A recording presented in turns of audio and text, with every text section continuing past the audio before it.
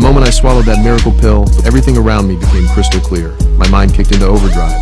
In just 3 hours, I cranked out a 1,000,000-word novel. With the remaining 21 hours, I taught myself piano and aced the grade 10 exam. But that was just the beginning. Using my supercharged analytical skills, I could calculate the perfect strategy for any card game, dominating every hand I played. With my photographic memory, I devoured expert knowledge from every field imaginable. At high society parties, I held court effortlessly, surrounded by beautiful women and luxury cars. Yet this increasingly wild lifestyle couldn't satisfy my growing ambitions. I decided to pursue my childhood dream, running for President of the United States, but that would take serious money. So I jumped ship to a securities firm, and with the drug fueling my abilities, I turned $20 into $37 million in just 7 days. My coworkers literally stood up in shock. My insane success landed me on the front page of the Wall Street Journal, and one of the world's biggest financial firms came knocking. But my ambitions went way beyond that. I planned to use this Wall Street giant as a stepping stone, climb to the top of the financial world, launch my own unicorn company, then run for president. Over the next few months, I kept microdosing to maintain my enhanced brain function while playing the dutiful subordinate to the financial mogul who'd hired me. With my help, he closed deal after deal. Meanwhile, I soaked up his experience and knowledge like a sponge, while pocketing a hefty share of the profits. I hired top pharmaceutical experts to perfect the formula.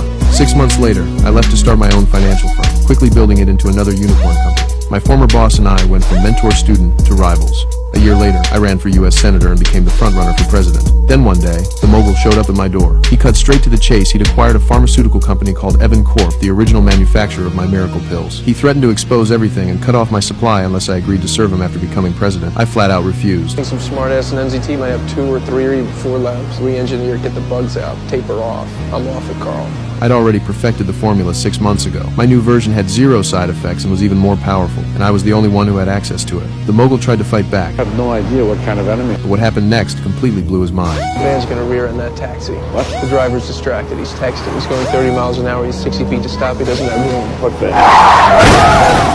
He realized with horror that my brain had evolved to the point where I could practically see the future. Just by touching him, I could sense his heart condition. He had 3 months to live, tops. I had transcended human limitations. Nothing and no one in this world could threaten me anymore.